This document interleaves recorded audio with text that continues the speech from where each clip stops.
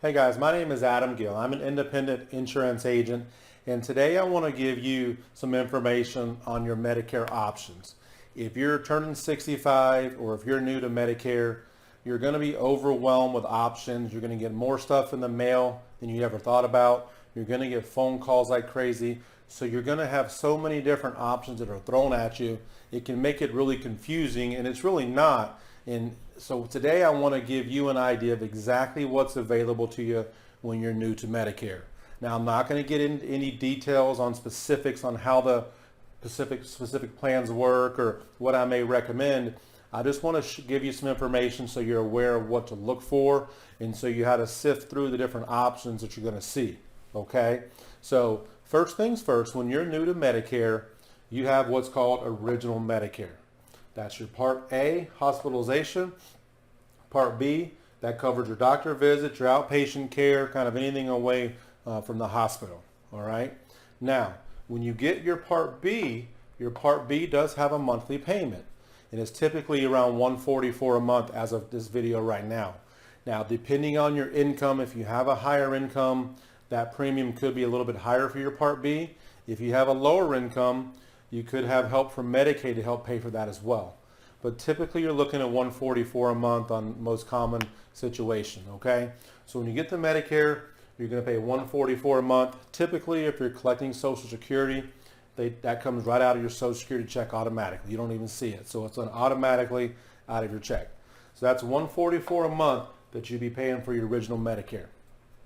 The way Original Medicare works is this is going to pay 80% of all your medical costs.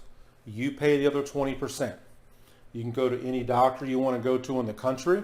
As long as they take Medicare, you can go see that doctor. And they're going to pay 80% of your medical cost. You pay the other 20%. Okay? Now, the downfall to just staying with Original Medicare is that 20% could add up to be a lot of money if something bad happens. Imagine having a surgery, or let's say you're going to the doctor on a regular basis, or you're getting physical therapy. You're paying 20% of everything that you do, okay? There's no cap on that. There's no out-of-pocket maximum. So it could be very, very expensive if you just stayed with Original Medicare. I highly recommend getting some type of plan, which I'm going to show you in a second, so you're not stuck with potentially some major bills, okay? Now, if you have Original Medicare, that's all you have, you want to make sure you have a Part D drug plan. That's going to cover all of your prescriptions. If you do not get a Part D drug plan when you're first eligible to, when you first get Part B, what happens is, say you wait 3 or 4 years down the road to get the Part D. Well, you can then get a penalty for every month going forward for the rest of your life for not having the Part D when you should have first got it. Okay? So make sure when you have Original Medicare, you have some kind of Part D drug plan. All right? So back to the Original Medicare. So again, this pays 80% of your medical costs. So you want to have some kind of way to cover that other 20% just so you don't have so much exposure out there. Okay? One option you do have is going to be a Medicare Supplement plan. All right? Medigap plans are sometimes called, but a Medicare Supplement plan. The way a Medicare Supplement plan works, to make it really, really simple, Original Medicare pays 80% of your medical cost. The Medicare Supplement pays the other 20%. It's literally as simple as that. Now, depending on which Medicare Supplement plan you get, there's a lot of different letters you'll see. When it comes to Medicare Supplement, there's only 2 of them that I recommend. I've got a different video on that one. There's only 2 Medicare Supplement plans I recommend, and that'll determine if you have any exposure as far as out of pocket. But as an example, there's a Medicare Supplement plan. So let's say the way that it works is when you go to the doctor for the first time in the year, like let's say you signed up for a Medicare Supplement plan. When you go to the doctor the first time, you have a $198 deductible, $198 as of right now. Once you meet that $198 deductible, you're done paying. You'll never get a bill again for the rest of that year for that plan. Okay? So again, let's say you had a surgery and the surgery was $10,000 and that was your first time visiting a doctor while you had that plan. You pay $198, the Medicare Supplement plan covers everything else. Okay? As long as it's a Medicare covered procedure, Medicare is going to pay 80%. The supplement pays the other 20%. You'll never get a bill the rest of the year once you meet that deductible. Okay? So Very, very powerful. That's a very, very good plan. Also with the Medicare Supplement plan, there's no networks to deal with. You can go to any doctor you want to go to in the country that takes Medicare. So if you're traveling, you're in a different state. If you do a lot of traveling when you're retired, the Medicare Supplement could be a really good option for you because of the simple fact that you can go anywhere you want to go. If they take Medicare, you can see that doctor. Okay? Now the Medicare Supplement plan, it does have a monthly payment to it. Okay? So again, you have your $144 over here, you're paying for your original Medicare. The Medicare Supplement also has a monthly payment involved with it. Okay? Depending on where you live at, every state, every county is different. So I can't sit here and tell you this is how much it's going to be because I have to talk to you one-on-one and I can give you an exact price on what it's going to cost.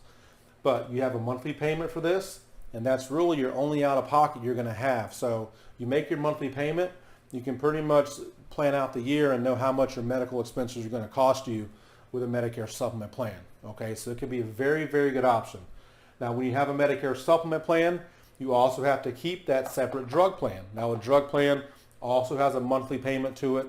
It really depends on your medicines you're taking to determine on how much the prescription drug plan will cost. So, but there is a monthly payment on that. So if you had a Medicare Supplement, when you go to the doctor, you'll give them your original Medicare card, you'll give them your supplement card, which is from a private insurance company, and that's going to take care of all your medical expenses. Okay, simple as that. The other option that you do have when it comes to Medicare is Medicare Advantage.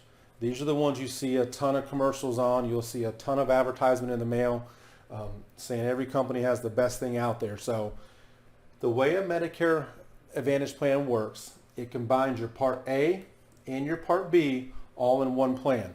Okay? Most of these plans also include prescription drug coverage.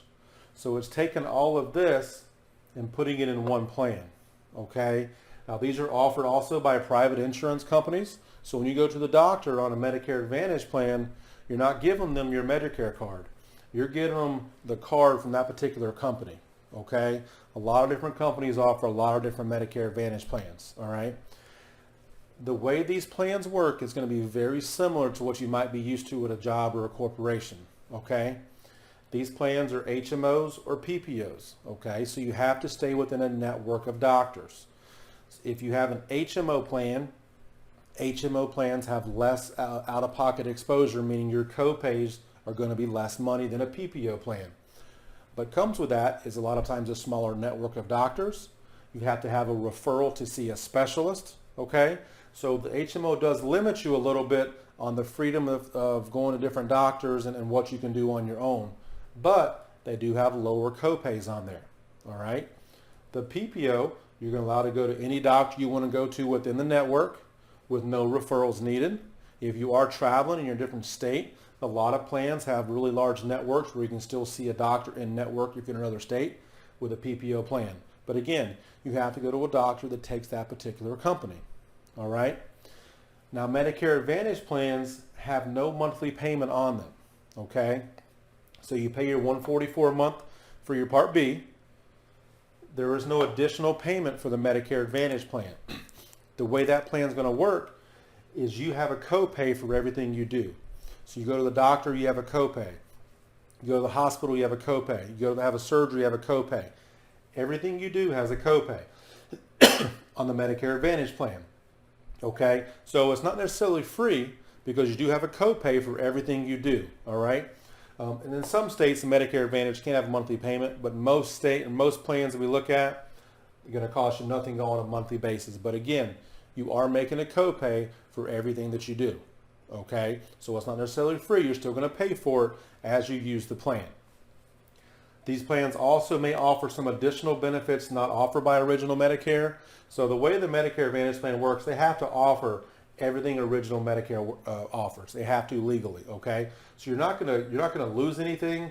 The biggest difference is going to be that network, and you have to get approval from the insurance companies for certain procedures. So the insurance companies have a little bit more control over the Medicare Advantage plans.